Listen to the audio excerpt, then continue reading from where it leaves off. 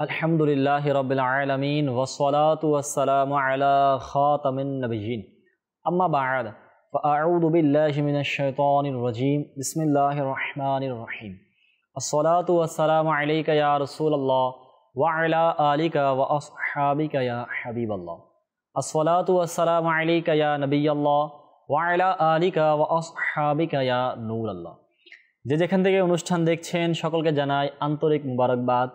উপস্থিত হলাম আবারও মাদানী চ্যানেল বাংলার ধারাবাহিক অনুষ্ঠান রহমতে ইলাহি। আল্লাহ পাক রব্বুল আলামিন আমাদের এই অনুষ্ঠানকে দেখাকে কবুল করে নিক। রহমতে ইলাহি সুবহানাল্লাহ। আল্লাহ পাকের রহমত সম্পর্কিত বিভিন্ন ঘটনা নিয়ে আমরা আমাদের অনুষ্ঠানকে সাজিয়েছি। গত পর্বগুলোতে আল্লাহ পাকের রহমত সম্পর্কে আমরা কোরআনে পাকের আয়াত, হাদিসে পাকের ঘটনা এবং রহমত সম্পর্কিত আল্লাহ পাকে যে কোরআনে পাকের ইরশাদ করেছেন সেগুলো শুনেছি। আজকে ইনশাআল্লাহ একটি নতুন বিষয় নিয়ে উপস্থিত হয়েছি, শুনবো রহমতের কিছু ঘটনা সম্পর্কে।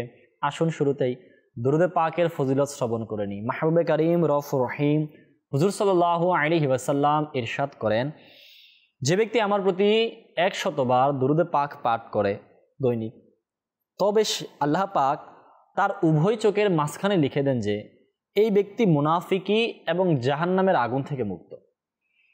সল্লু আলাল হাবিব সাল্লাল্লাহু তাআলা আলা মুহাম্মদ সাল্লাল্লাহু আলাইহি ওয়াসাল্লাম। নিয়ত আমল থেকে উত্তম। প্রতি পর্বে আমরা নিয়ত করে থাকি, আসুন আজকেও নিয়ত করি আল্লাহ তাআলার সন্তুষ্টি সওয়াব হাসিলের জন্য। অনুষ্ঠানটি দেখব, শুনব, স্মরণে রাখবো, আমল করব, অপরের নিকট নেকির দাওয়াত স্বরূপ পৌঁছে দেওয়ার চেষ্টা করব। আল্লাহ পাকের রহমত সম্পর্কিত আমরা অনুষ্ঠানকে সাজিয়েছি। রহমত অনেক। আল্লাহ পাকের রহমত কে না পেতে চায়? মালিকের দয়া সবাই পেতে চায়, কিন্তু দয়া পাওয়ার জন্য কিছু শর্ত রয়েছে, কিছু কাজ রয়েছে যেগুলো করার মাধ্যমে আল্লাহ পাকের রহমত পাওয়া যাবে। এমন কিছু আমল রয়েছে যেগুলো করার মাধ্যমে আল্লাহ পাকের বিশেষ রহমত পাওয়া যায়।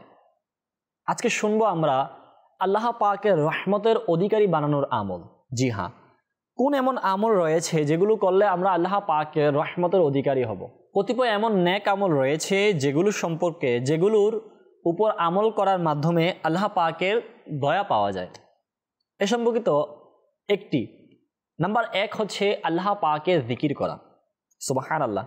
আল্লাহ পাকের বদান্যতার অধিকারী, অর্থাৎ দয়ার অধিকারী, রহমত পাওয়ার জন্য একটি আমল হলো আল্লাহ পাকের জিকির করা। কারণ আল্লাহ পাকের জিকির অন্তরে প্রশান্তি। আল্লাহ পাকের জিকিরে অসুস্থতা ও দুঃখ দুর্দশা থেকে মুক্তি নসিব হয়। আল্লাহ পাকের জিকিরে অভাব দূর হয়ে যায়। আল্লাহ পাকের জিকিরকারী সর্বদা আল্লাহ পাকের অনুগ্রহের ছায়ায় থাকে। প্রিয় আকা মক্কি মাদানী মুস্তফা সাল্লাল্লাহু আলাইহি ওয়াসাল্লাম ইরশাদ করেন, আল্লাহ পাক ইরশাদ করেন, যখন কোনো বান্দা আমার জিকির করে তখন আমি তার সাথে থাকি। যদি সে আমাকে একাকিত্বে স্মরণ করে তখন আমিও তাকে একাকিত্বে স্মরণ করি। আর যদি সে আমার আলোচনা কোনো সমাবেশে করে তবে আমিও এর চেয়ে উত্তম সমাবেশে তার আলোচনা করি। যদি সে এক বিগত পরিমাণ আমার নিকটবর্তী হয় তবে আমার বদান্যতা, আমার দয়া, রহমত তার দিকে 1 হাত নিকটবর্তী হয়। এবং যদি সে 1 হাত আমার নিকটবর্তী হয় তবে আমার রহমত তার দিকে 2 হাত নিকটবর্তী হয়। আর যদি সে আমার নিকট হেঁটে আসে আমার রহমত তার দিকে দৌড়ে এসে থাকে। সুবহানাল্লাহ। আল্লাহ পাকের জিকিরের কারণে বান্দা কেমন কেমন রহমতের অধিকারী আল্লাহ পাকের হয়, এটা থেকে জানা গেল।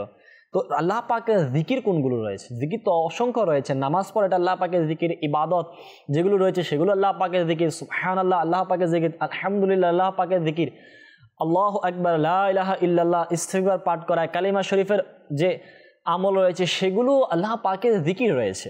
তো সেগুলো আমার আপনার যে দৈনন্দিন কাজের মধ্যে সেগুলোকে আমাকে আপনাকে শামিল করতে হবে।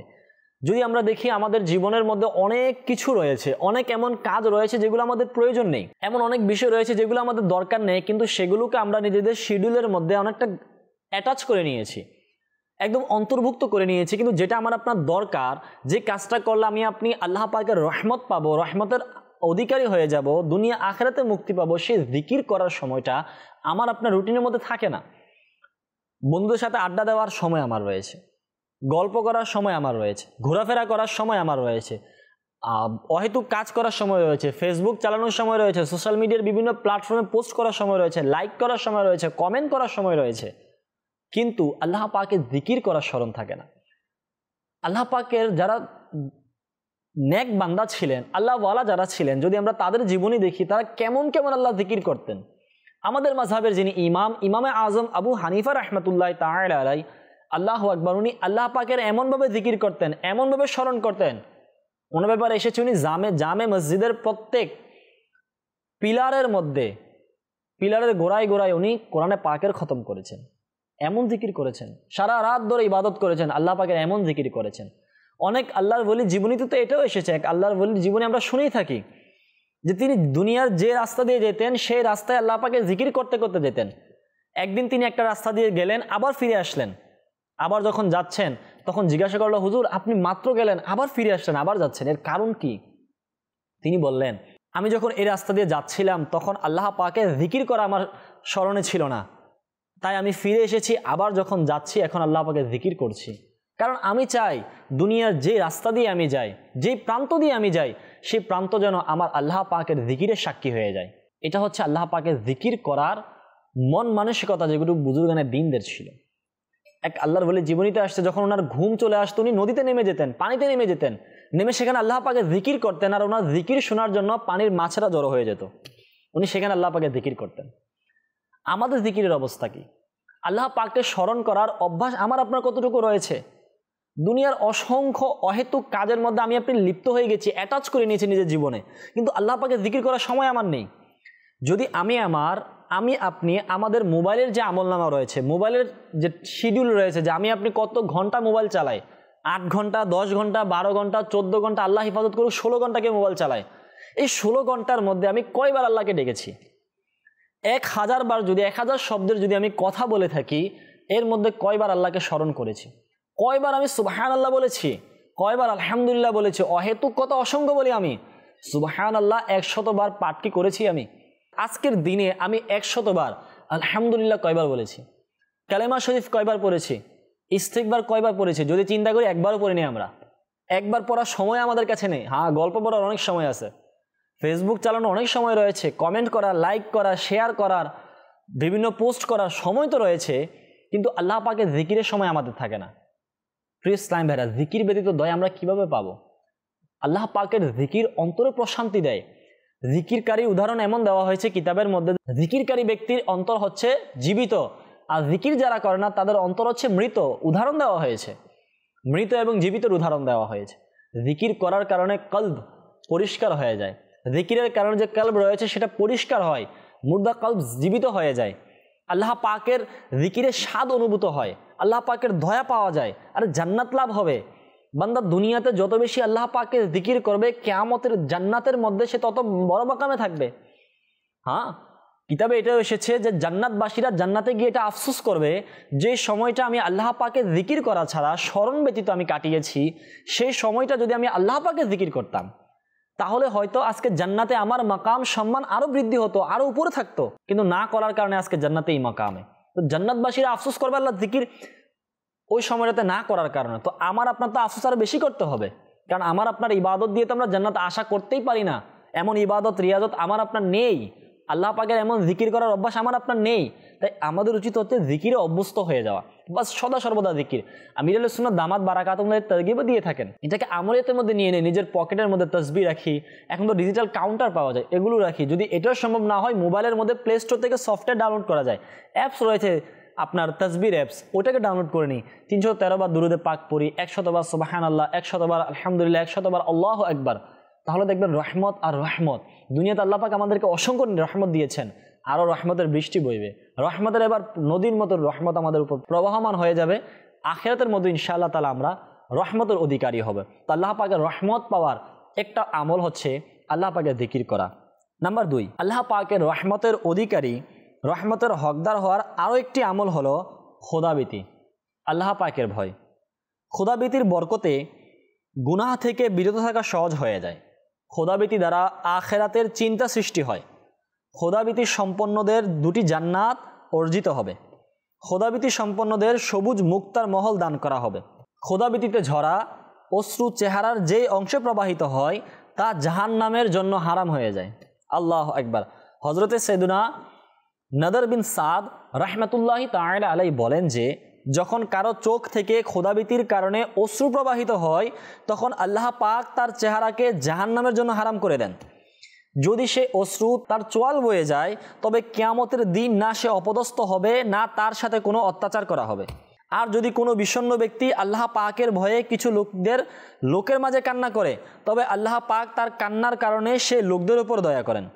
অশ্রু ব্যতীত সকল আমলের ওজন করা হবে এবং অশ্রুর এক ফোঁটা আগুনের সমুদ্রকে নিভিয়ে দিয়ে থাকে। আল্লাহু আকবার কবীরা। আল্লাহ পাকের ভয়ে কান্নার কেমন বারাকাত, যে খোদাভীতি এটা হচ্ছে আল্লাহ পাকের রহমত পাওয়ার একটা মাধ্যম। আর খোদাভীতির আরেকটা উদাহরণ হচ্ছে কান্না করা, যেটা আমার আপনার মধ্যে থাকে না। মনে রাখবেন, কান্না সবার আসে না, এটা আল্লাহ পাকের একটা দয়া। কয়েকটি কারণে অন্তর পাষাণ হয়ে যায়। কিছু কারণে অন্তর যখন শক্ত হয়ে যায় বান্দার কান্না আসে না। আচ্ছা, কিছু কারণে আবার এমন রয়েছে যেগুলোর কারণে অন্তর শক্ত হয়ে যায়, পাষাণ হয়ে যায়। এর মধ্যে একটা হচ্ছে কান্না না আসা। কান্না না আসা এটা হচ্ছে অন্তর শক্ত হওয়ার একটা আলামত, যে খোদাভীতির কারণে আমার কান্নাই আসছে না, এটা হচ্ছে অন্তর যে শক্ত হয়ে গেছে সেটা একটা আলামত, কিতাবের মধ্যে আসছে। এখন আমি আপনি চিন্তা করি, যখন ইজতেমাই কোথাও দোয়া হয় দেখা যাচ্ছে 100-এর মধ্যে 99 জন মানুষের চোখ দিয়ে কোনো না কোনোভাবে পানি বেরোচ্ছে বা কান্না করার চেষ্টা করছে, কিন্তু আমার আপনার কান্নার চেষ্টাও আসে না, চোখ দিয়ে পানিও আসে না। বুঝতে হবে হয়তো কোনো না কোনো গুনাহের কারণে দিল পাথর হয়ে গিয়েছে, হয়তো কোনো খারাপ কাজের কারণে অন্তরটা শক্ত হয়ে গিয়েছে, যার কারণে আমার আপনার কান্না আসে না। কখনো কি আমরা চিন্তা করেছি যে আমার কেন কান্না আসে না? বা কখনো কি আমরা এই আমল করেছি আল্লাহ পাকের দয়ার জন্য? রাতের বেলা দরজা বন্ধ করে গুনাহ করার অভ্যাস তো রয়েছে, কিন্তু আমার আপনার হয়তো এই অভ্যাস নেই রাতের বেলা আল্লাহ পাকের ভয়ে অন্ধকারের মধ্যে কান্না করা। মাওলা, অনেক গুনাহ করে ফেলেছি, মাওলা এবার আমাদেরকে মাফ করে দাও। এক ফোঁটা চোখের পানি অনেকের আসে না। আল্লাহ পাকের ভয় অন্তরে নিয়ে কখন আমরা হয়তো দোয়া করে থাকি না।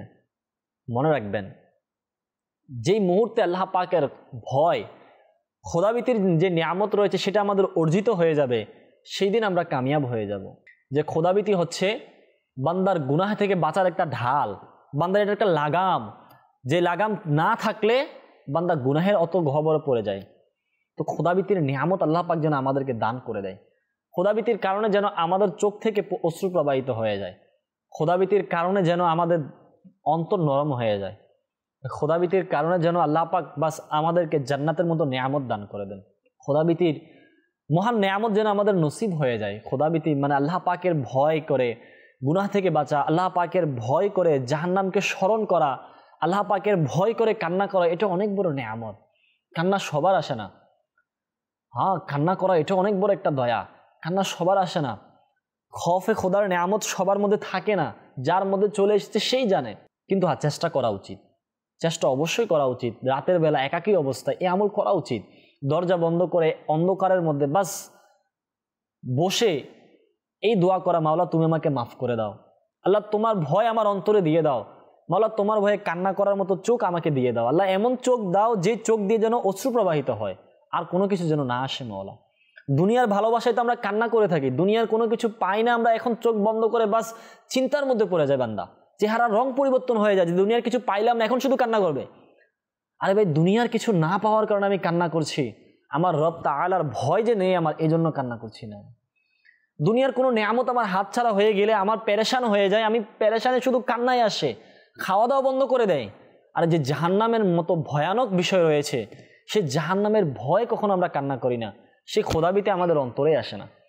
আল্লাহ পাক আমাদের অন্তরে খোদাভীতির নিয়ামত দান করুক। খোদাভীতি পাওয়ার জন্য দোয়াও করা উচিত, চেষ্টাও করা উচিত। আল্লাহ পাকের রহমত পাওয়ার আরেকটি আমল হচ্ছে খোদাভীতি। নাম্বার 3, আল্লাহ পাকের রহমতের অধিকারী হওয়ার, দয়া পাওয়ার আরও একটি আমল হলো সুবহানাল্লাহ, কোরআনে কারীমের তিলাওয়াত। কোরআনে কারীম হচ্ছে আল্লাহ পাকের ওহী। এটি হলো আল্লাহ পাকের নৈকট্য এবং হেদায়েতের সমষ্টি। এটি কিয়ামতের দিন তার পাঠকের জন্য শাফাআত, সুপারিশ করবে। কিয়ামতের দিন তিলাওয়াতকারীর কোনো ভয় থাকবে না, তার কাছ থেকে কোনো হিসেব নিকেশ নেওয়া হবে না। কোরআনে পাকের তিলাওয়াত হচ্ছে উত্তম ইবাদত এবং রহমত ও বরকত বর্ষণের উপায়। যেমনইভাবে হযরতে সাইয়্যিদুনা আবু হুরায়রা রাদিয়াল্লাহু তাআলা আনহু বলেন যে যেই ঘরের কোরআনে পাক পাঠ করা হয় তা সেখানে অবস্থানকারীদের উপর প্রশস্ত হয়ে যায়, তার কল্যাণ অগণিত হয়ে থাকে। তাতে অর্থাৎ সেই ঘরে ফেরেশতা উপস্থিত হয় এবং শয়তান সেই ঘর থেকে বের হয়ে যায়। নবী রাহমাত সাল্লাল্লাহু আলাইহি ওয়াসাল্লাম ইরশাদ করেন, যে সম্প্রদায় আল্লাহ পাকের ঘরের মধ্যে কোনো একটি ঘরে আল্লাহ পাকের কিতাব তিলাওয়াত করে এবং শিখে এবং শেখানোর জন্য একত্রিত হয়, তবে তার উপর প্রশান্তি অর্থাৎ রহমত অবতীর্ণ হয়, তাকে রহমত ঢেকে নেয়, ফেরেশতারা তাকে নিজের ডানা দ্বারা আবৃত করে রাখে এবং আল্লাহ পাক ফেরেশতাদের সামনে তাদের আলোচনা করে থাকে। কোরআনে পাকের তিলাওয়াত এটা রহমত অধিকারী বানিয়ে দেয়, পাশাপাশি বান্দার মর্যাদাও বৃদ্ধি পেয়ে যায়। তাই আমাদের উচিত হচ্ছে কোরআনে পাকের তিলাওয়াত করা। কিন্তু কোরআনে পাকের তিলাওয়াত করার যে মন মানসিকতা, এটা প্রতিনিয়ত আমাদের থেকে চলে যাচ্ছে।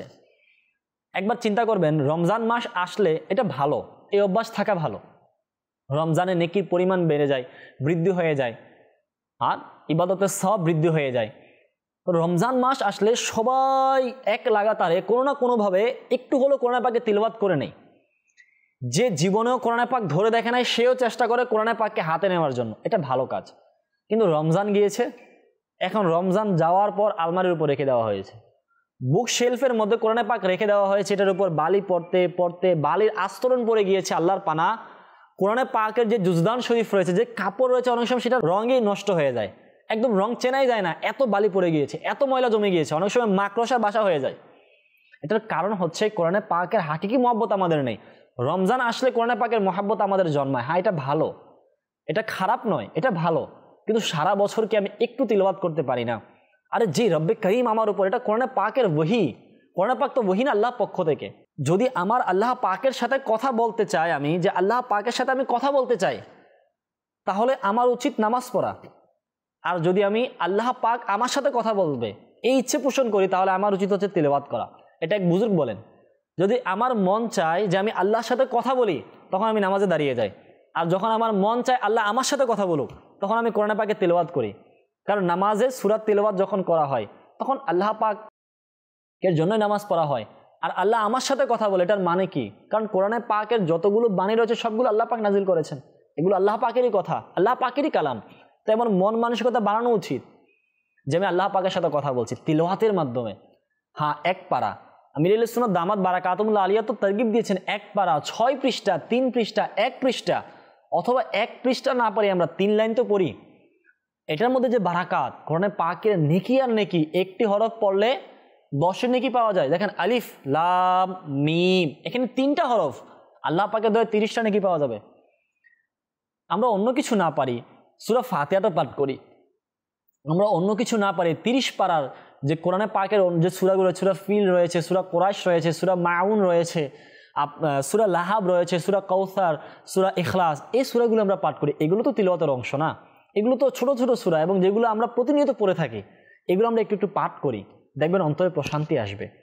গল্পের বই, উপন্যাসের বই, এগুলো দুনিয়াতে আমাকে কিছু পরিমাণ স্বাদ দিবে, কিন্তু দিলের সুকুন, দিলের ঠান্ডা, দিলের প্রশান্তি, অন্তরের মিষ্টতা, অন্তরের প্রশান্তি আল্লাহ পাকের কোরআনে পাকের তিলাওয়াতের মাধ্যমে আসে।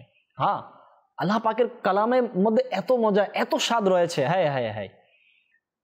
আর যখন বান্দা বুঝে শুনে পড়ে, যখন বান্দা এটার তাফসীর সহ পড়ে, তখন তো বান্দা তো অবাক হয়ে যাবে যে মাওলাই করিম আল্লাহ পাক আমাদের জন্য কি কি কোরআনে পাকে নিয়ামত রেখেছেন, কোরআনে পাকে কেমন কেমন ঘটনা বর্ণিত রয়েছে, রহমতের কেমন ঘটনা, আবার কবর আযাবের ব্যাপারে কেমন কেমন ঘটনা।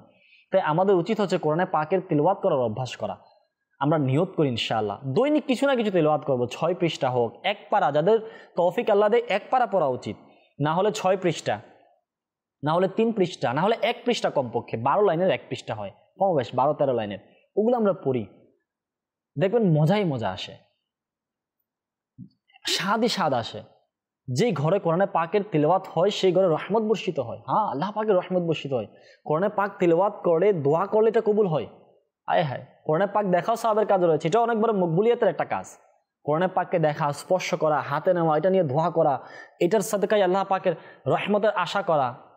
কোরআনে পাক তো এমন যে কোরআনে পাক হচ্ছে শিফা, কোরআনে পাক অন্তরকে শিফা দেয়, দুনিয়ার রোগ থেকে আল্লাহ পাকের দয়ায় মুক্তি পেয়ে যায়। তাই আমাদের উচিত হচ্ছে কোরআনে পাকের তিলাওয়াত করা। রহমতের অধিকারী হওয়ার একটি আমল হচ্ছে কোরআনে পাকের তিলাওয়াত করা। নাম্বার 4, আল্লাহ পাকের রহমত বদান্যতার অধিকারী হওয়া অর্থাৎ রহমত পাওয়ার আরও একটি আমল হলো মসজিদের প্রতি ভালোবাসা পোষণ করা। হাদিসে পাকে বর্ণিত রয়েছে যে মসজিদকে ভালোবাসে আল্লাহ পাক তাকে তার প্রিয় বানিয়ে নেন। মসজিদে যাওয়া, আল্লাহ পাকের ইবাদত করা, জিকিরে ও দুরুদে লিপ্ত থাকার কারণে আল্লাহ পাকের রহমত বর্ষিত হয়। নবী পাক সাল্লাল্লাহু আলাইহি সাল্লাম ইরশাদ করেন, মসজিদ প্রত্যেক পরহেজগারের ঘর স্বরূপ এবং যার ঘর মসজিদ হয় আল্লাহ পাক তাকে নিজের রহমত, সন্তুষ্টি এবং পুলসিরাতে নিরাপত্তার সহিত অতিক্রম করিয়ে আপন সন্তুষ্টির ঘর জান্নাতের জামানত প্রদান করেন। অপর এক বর্ণনায় রয়েছে যে যখন কোনো বান্দা জিকির ও নামাজের জন্য মসজিদকে ঠিকানা বানিয়ে নেয় তখন আল্লাহ পাক তার প্রতি এমনভাবে খুশি হন যেমনইভাবে মানুষ তার হারিয়ে যাওয়া ব্যক্তিকে নিজের নিকট আসাতে খুশি হয়। আল্লাহু আকবার। এগুলো হচ্ছে এই 4টি আমল, আরও অসংখ্য রয়েছে। এগুলো হচ্ছে আল্লাহ পাকের রহমতের অধিকারী হওয়া 4টি আমল, কয়েকটি আমল। এবং বিশেষ বিশেষ যেটা আমরা 4 নম্বরে শুনেছি, মসজিদকে ভালোবাসা, মসজিদে যাওয়া আসা করা। মনে রাখবেন, মসজিদে যাওয়া আসা করা, মসজিদকে ভালোবাসা পোষণ করা, এটাও অনেক বড় একটা সওয়াবের কাজ রয়েছে এবং এটা ঈমানের একটা নিদর্শন রয়েছে। হ্যাঁ, কোরআনে পাকের তিলাওয়াত, আল্লাহ পাকের ভয়, জিকির যেমন দরকারি রয়েছে তেমন মসজিদকে ভালোবাসা দরকারি রয়েছে। মসজিদকে ভালোবাসার অনন্য অসংখ্য উদাহরণ থাকতে পারে। 5 ওয়াক্ত নামাজ মসজিদে গিয়ে আদায় করা, মসজিদে আসা যাওয়া করা, মসজিদের মধ্যে ইবাদত করা, মসজিদে ইতিকাফ করা, মানুষদেরকে ডেকে ডেকে নিয়ে মসজিদকে পরিপূর্ণ করা নামাজি দিয়ে। অনেক সময় এমন তো হয়, আমরা মসজিদে লাইট লাগালাম, ফ্যান লাগালাম, এসিতে আমি টাকা দিয়ে দিলাম, কোনো না কোনোভাবে সাদকা করলাম। হ্যাঁ, এটাও দরকার রয়েছে, এটা উত্তম ইবাদত রয়েছে, সাদকা, সৎকার সওয়াবও রয়েছে, মসজিদের মধ্যে অংশগ্রহণ করছি, এটার প্রতিদানও পাবো। পাশাপাশি মসজিদের আসল সৌন্দর্য হচ্ছে মসজিদকে পরিপূর্ণভাবে মুসল্লি দিয়ে, মানুষ দিয়ে, মানে মুসল্লি দিয়ে, নামাজ আদায়কারী ব্যক্তিদেরকে দিয়ে পরিপূর্ণ করা। এটাই মসজিদের একটা সৌন্দর্য। আমির আহলে সুন্নাত দাওয়াত ইসলামের আরেকটা নাম দিয়েছেন মসজিদ ভরা সংগঠন। দাওয়াত ইসলামের একটাই কাজ যে মসজিদকে ভরপুর করবে, এটাই দাওয়াত ইসলামের কাজ, অনন্য একটা উদ্দেশ্য। আমির আহলে সুন্নাত দামাত বারাকাতুহুল আলিয়া নেক আমল পুস্তিকায় এটা আমল দিয়েছেন যে 5 ওয়াক্ত নামাজ, প্রত্যেক নামাজে আমরা যখনই আমরা মসজিদে যাই কোনো না কোনো ব্যক্তিকে নামাজের জন্য নিয়ে যাই। ভাই চলেন, আমি মসজিদে যাচ্ছি, আপনি আমার সাথে নামাজ পড়িয়েন। কেউ মানা করবে না। ভাই চলেন, 5 মিনিট বাকি জামাতের, চলেন আমরা অজু করে নামাজটা পরে আবার চলে আসবো। সুন্দরভাবে বললে মানুষ রাজি হয়ে যাবে। পাশাপাশি নেকির দাওয়াতের সওয়াব পেয়ে যাব। আমার চরিত্রের একটা বৈশিষ্ট্য মানুষের নিকট ফুটে উঠবে, মসজিদকে ভালোবাসা হবে, আবার মসজিদও ভরপুর হয়ে যাবে।